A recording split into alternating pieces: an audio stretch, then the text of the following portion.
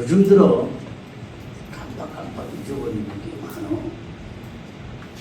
고민하시는 분들 좀 있을 거예요. 그런데 만일에 사람이 뭐든지 안 잊어버리고 산다. 좋은 일도 안 잊어버리고 안 좋은 일도 안 잊어버리고 다 기억하고 산다. 그럼 제정신으로 못 살아요. 다행스럽게도 사람은 잊어버리며 살아요. 끔찍스러웠던 사고도 완전히는 아니지만 부분적으로 잊어버리지고요. 힘들었던 질병이나 고통의 시기도 어느 정도 잊어버리니까 오늘을 건강하게 사는 거예요. 특히 안 좋은 일은 잊어버리고 사는 게 은혜입니다. 그런데 잊어버리지 말아야 될 게 뭐냐? 주신 말씀, 하나님 주신 은혜. 아멘. 다윗은 이런 권고를 합니다. 시편 103편에서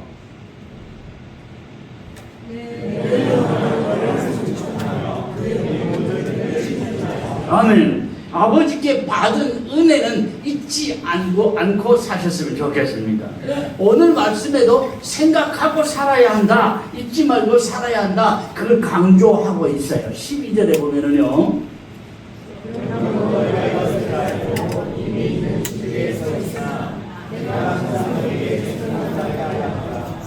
희미해졌을 때마다 또 뭔가 잊어버렸을 때마다 생각나게 하려 한다.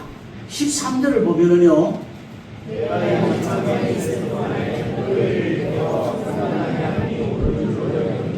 15절에는요.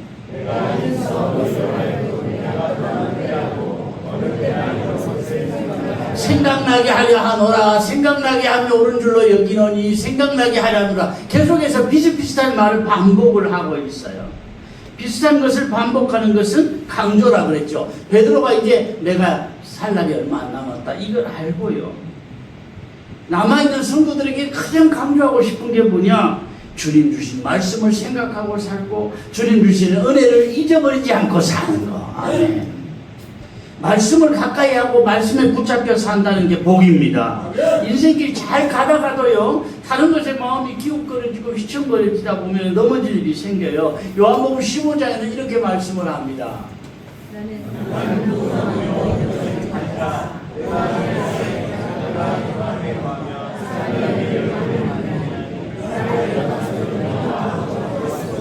그가 내 안에 내가 그 안에 거하면. 7절에 보면 더 구체적으로 말씀을 합니다.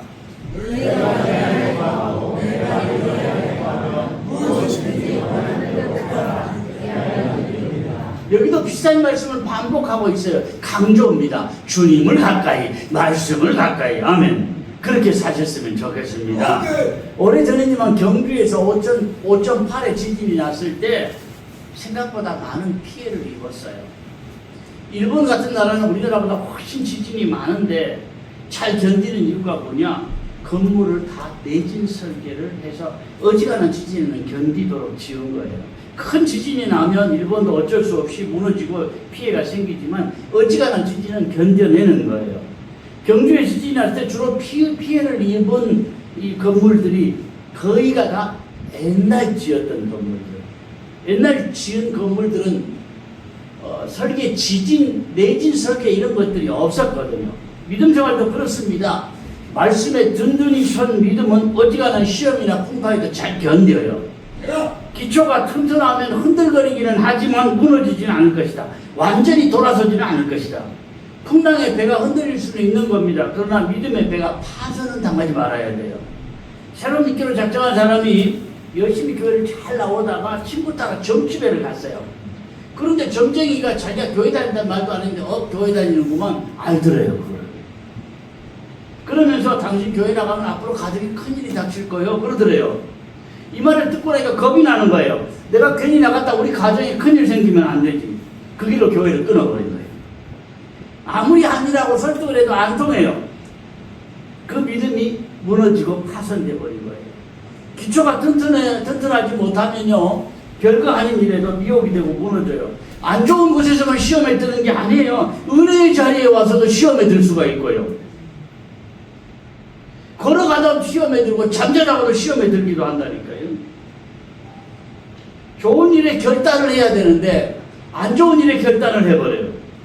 하나님은 우리에게 은혜 주시기를 원하시고 복 주시기를 기뻐하시는데 날마다 하나님 주시는 은혜 받고 주신 복을 받아야지 시험에 들지 않기를 축원합니다. 디모데전서 1장에는 이렇게 말씀을 해요.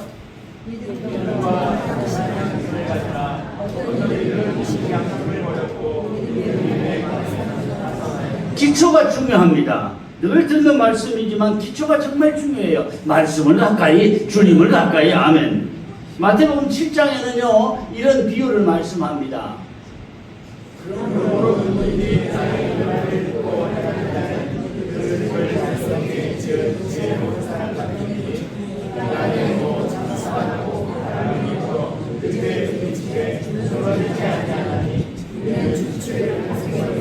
누구든지 나의 이 말을 듣고 행하는 자는 그렇게 설명을 하고요. 바로 이어서 26절, 27절에는 반대 설명을 합니다.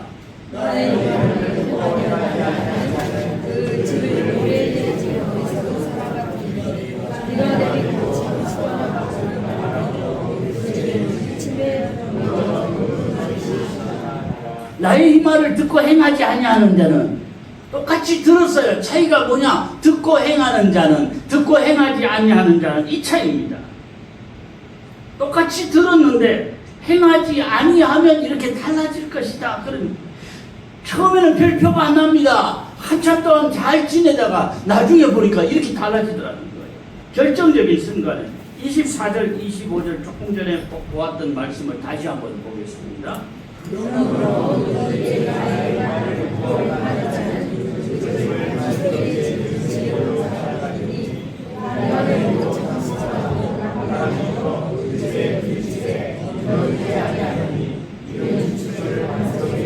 아멘. 우리 인생을 이렇게 사시길 바랍니다. 끝이 좋은 인생길 가시기를 축원합니다.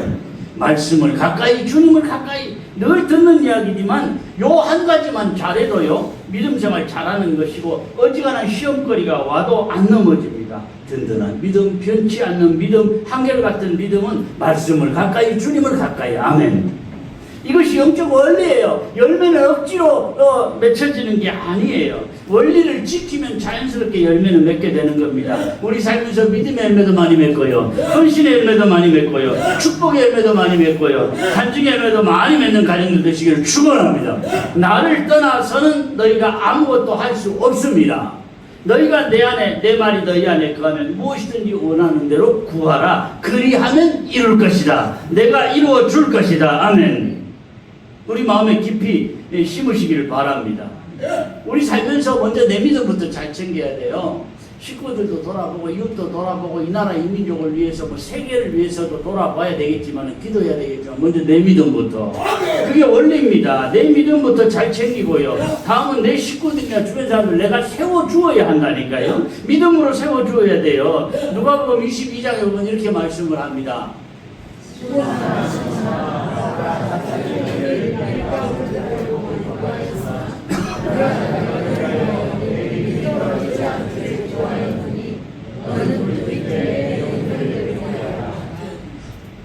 예수님이 잡히시기 전날 밤에 최후의 만찬을 하시면서 내가 고난당하고 죽을 거다. 그런데 베드로가 다 울기 전에 나를 3번 울 것이다.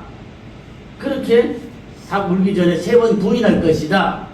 그렇게 말씀하셨던 바로 그 시간에 부탁을 합니다. 베드로에게. 너는 돌이킨 후에 내 형제를 죽게 하라. 그러니까 베드로가 배반하지 할 것이지만 베드로가 다시 회개하고 돌아올 것을 이미 보시고 너는 돌이킨 후에 네 주변 형제들을 세워주고 굳게 붙잡아 주어라. 막 그런 이야기예요. 같이 한번 고백합니다. 내 믿음도 잘 지키고. 아멘. 내 믿음 잘못 지키면 내 식구들의 믿음이 무너지고 내 주변 사람들의 믿음이 무너져요. 그래서 먼저는 내 믿음 잘 지키고 식구들과 주변 사람의 믿음도 세워주고 나에게 주신 사명이고 숙제인 줄로 믿으시기 바랍니다. 변호사 사건은요 우리가 다 잘 알고 있는 사건인데 배경을 보면 가이사라 빌립보에서 예수님께서 제자들에게 물어봐요. 야, 사람들이 나를 누구라 그러더냐. 그러니까 어떤 사람은 세례 요한이라 그러기도 하고 엘리야라 그러기도 하고 여러 예언자 중 한 분이라고 합니다. 그럴 때 예수님 다시 물어봅니다. 그러면 너희는 나를 누구라고 하느냐. 다른 사람이 어떻게 생각하느냐 이것보다 중요한 것이 내가 어떤 마음으로 살고 어떤 생각으로 사느냐 이겁니다. 너희는 나를 누구라고 하느냐 그 물음 앞에 베드로가 주는 그리스도시요 살아계신 하나님의 아들이시니이다. 그렇게 고백을 해요. 그 고백을 듣고 예수님이 베드로를 칭찬하십니다. 바요나 시몬아 내가 복이 있도다. 이것을 너에게 알게 하니는 혈육이 아니고 하늘에 계신 내 아버지입니다.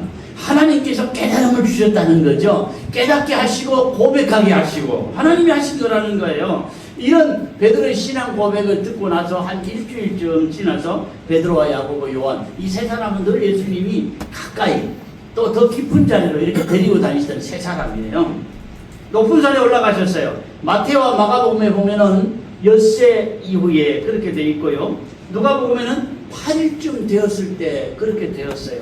성경이 틀린 것이냐? 틀린 거 아닙니다.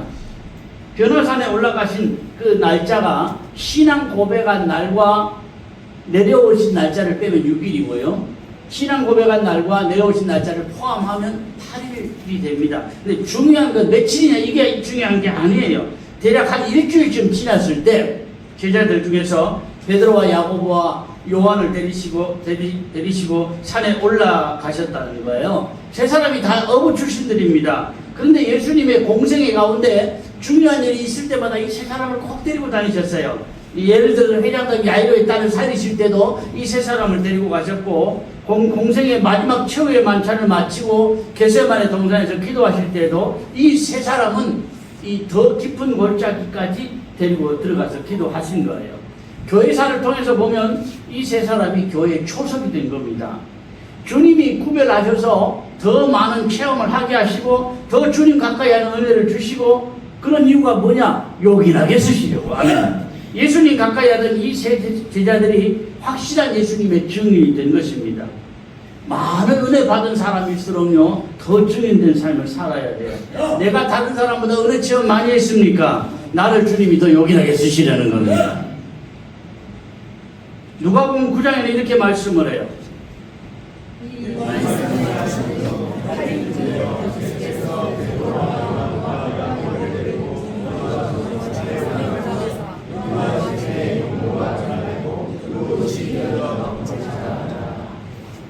내가 예루살렘에 가서 고난을 받아야 될 것이다. 그러고 나서 기도하러 산으로 가셨다 그랬잖아요. 그런데 용모가 변화됐다는 거예요. 심지어는 입은 옷이 희게 되었다. 광채가 났다 그랬어요. 마태복음 17장에 보면 이렇게 기록을 합니다.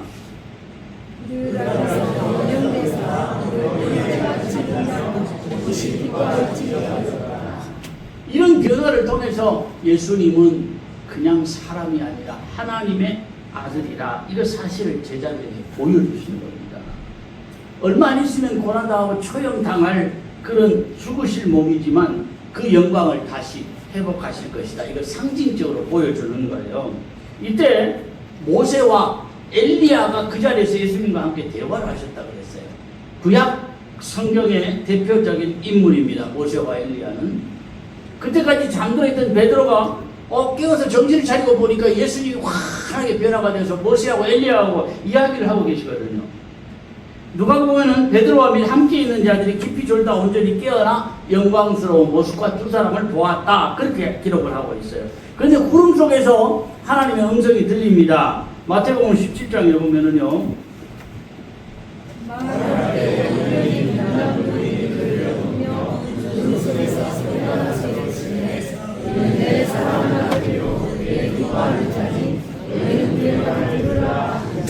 이런 내 사랑하는 아들이 내 기뻐하는 자니. 어디서 많이 들은 말씀이죠. 어디서 들었어요? 예수님 세례 받을 때, 예수님 세례 받을 때도 내 사랑하는 아들이 내 기뻐하는 자라 그 음성을 들려주신 거예요. 제자들이 두려워 땅에 엎드렸더니 예수님이 그들에게 손을 대서 이렇게 세워주시면서 일어나라, 두려워하지 말라, 그렇게 말씀을 해주신 거예요. 그때 그 체험, 그 감격, 아무리 나이가 들어도 못 잊어버리겠죠. 너무나 생생했던 그 체험과 그 감격을 그걸 기억하면서 권고하기를 16절 17절에 이렇게 말씀을 합니다. 주 예수 그리스도의 능력과 임하심을 제게 알게 하는 것이요 너희 만디나를 따를 것이 아니요 우리는 내 신이요 친히 부른 자라. 지극히 큰 영광 중에서 그러한 소리가 우리에게 주님의 사랑하며 내 기뻐하노라 하시되 그가 하나님 아버지께 존귀와 영광을 받으셨느니라. 예수님과 변화산에 함께 올라간 그 체험, 그 감동은요, 베드로가 나이 많아 늙을 때까지 잊지 못할 체험이었어요. 여러분, 내가 믿기는 믿어요. 몇십 년 믿었어요. 그런데 믿음의 간증이나 축복의 간증이 없다. 그냥 교회에 나오고 봉사하고 때가 되니까 직분 받고 그냥 그렇게만 믿었다면 우리 믿음은 반쪽 믿음이에요. 단순히 내가 했던 체험이 아니고요, 내 체험이나 감격을 다른 사람에게 증거하고 예수님을 증거하며 살 수 있었으면 좋겠습니다. 같이 한번 합니다. 내 믿음도 잘 지키고, 아멘. 내 숙제예요. 주님이 나에게 준 숙제입니다. 그런데 이것보다 더 중요한 게 있습니다. 더 확실한 것, 더 분명한 것이 뭐냐? 19절에 보면은 변호사의 체험보다도 더 중요한 거, 이거 우리에게 다시 한번 알려주고 있습니다. 우리에게 시간이 가서 어두운 데를 비추는 불과 같으니 나를 세워서 더 확실한 예언이 뭡니까? 말씀입니다. 기록된 말씀, 주님 주신 말씀, 2000년 전에 기록된 똑같은 말씀을 내내 반복하고 또 반복하는 것 같지만 말씀을 통해서 그때그때 나에게 들려주시는 주님의 음성이 있어요. 우리는 주의전에 나올 때마다 이 음성을 들어야 돼요. 그래야 믿음 생활에 지치지 않아요. 그래야 믿음 생활에 휘청거리지 않습니다. 잘하다가 돌아서지 않습니다. 안 그러면 별거 아닌 것 같고도 쉽게 돌아서게 되고요, 쉽게 무너지게 됩니다. 악한 영이 틈을 타면요, 별거 아닌 것 가지고도 허무하게 무너지더라는 거예요. 믿음 생활 평생 잘하더니 노년에 무너지는 분들도 있고요, 목회 평생 잘하더니 말년에 이상해지는 분들도 있어요.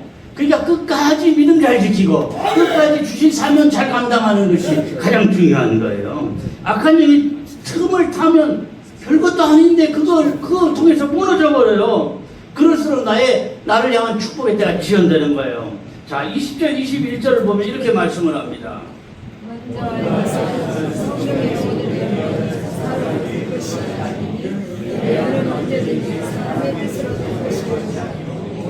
성령의 감동하심을 받은 사람들이 하나님께 받아 말하십니다.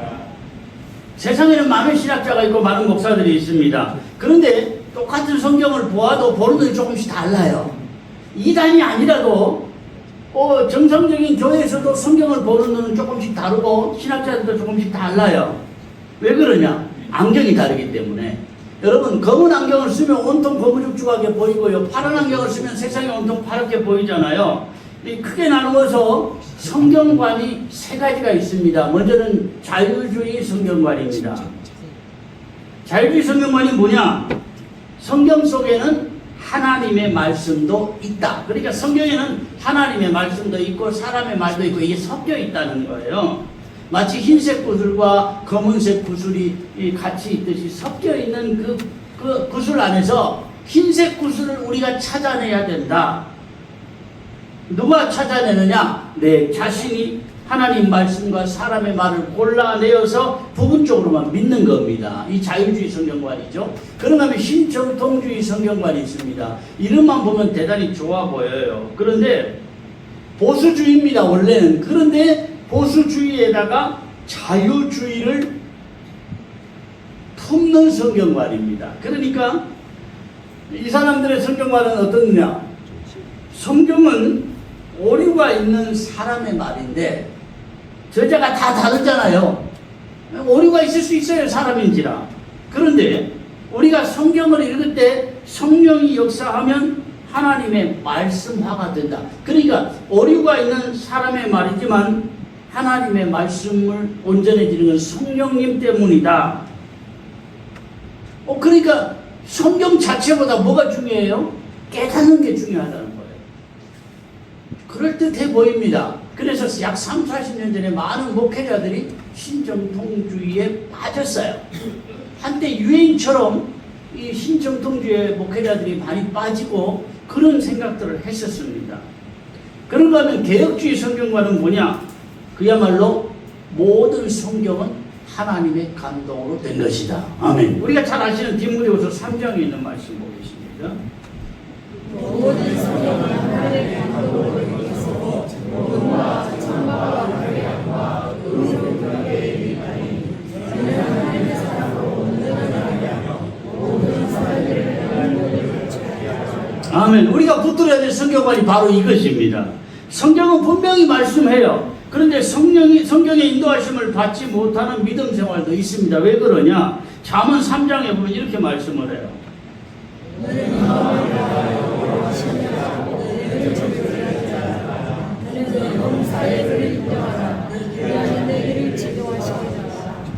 여호와를 신뢰하고, 이 말은 하나님을 믿고 그런 이야기죠.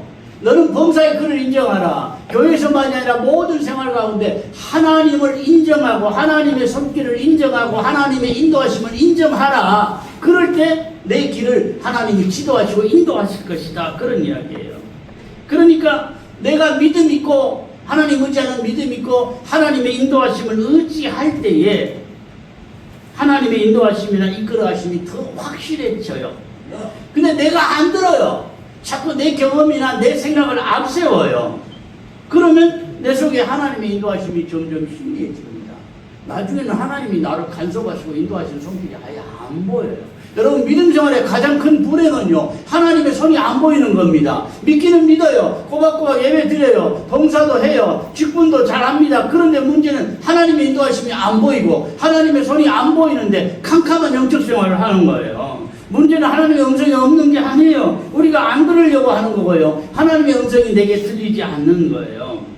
하나님의 감동으로 된 말씀에 대해서 디모데후서 3장 16절 17절에는 이렇게 다시 한번 보겠습니다.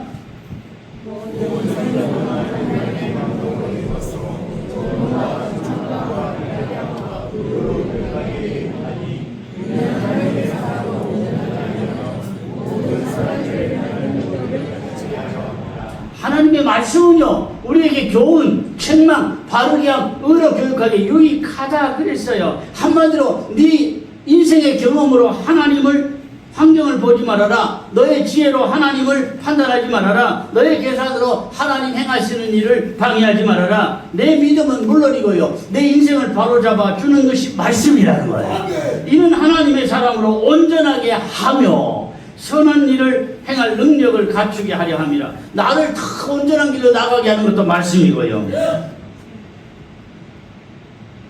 내가 선한 길 가도록 능력을 주시는 것도 말씀이에요. 내 힘으로 선한 길을 못 가요. 내 힘으로 내 자신을 더 온전하게 만들어 갈 수가 없는 거예요. 하나님 주시는 믿음이 내 속에 더해지고 하나님의 음성에 귀를 기울이는 마음이 더해졌으면 좋겠습니다. 시편 103편에 보면 이렇게 말씀을 해요.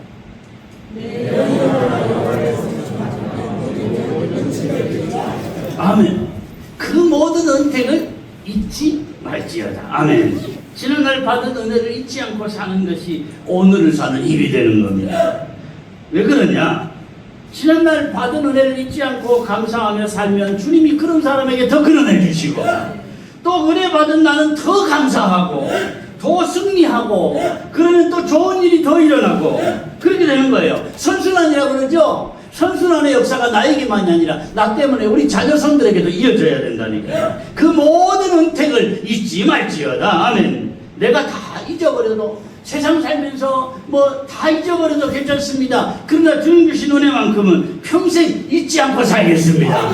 마음에 깊이 다짐하셨으면 좋겠습니다. 우리 기도, 합심 기도는 따로 하지 않겠습니다. 기도 제목만 보고 마음에 좀 새기시면 좋겠어요. 같이 보겠습니다. 기도 제목을.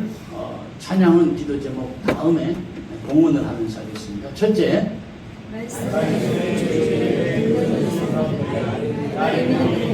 아멘. 오늘도 기도들은 그 말씀에 기초에 든든히 선 믿음, 흔들리지 않는 믿음, 무너지지 않는 믿음, 그 믿음이 내 믿음이 되게 하옵소서. 아멘. 행하고 실천할 때 형통한 은혜가 임한다 그랬죠. 아멘. 세 번째, 내 믿음도 잘 지키고 주변 사람의 믿음도 세우며 살게 하옵소서. 아멘. 내 경험이나 지혜 하나님 하시는 일을 방해하지 않고 아멘. 마음에 깊이 좀 새기셨으면 좋겠습니다.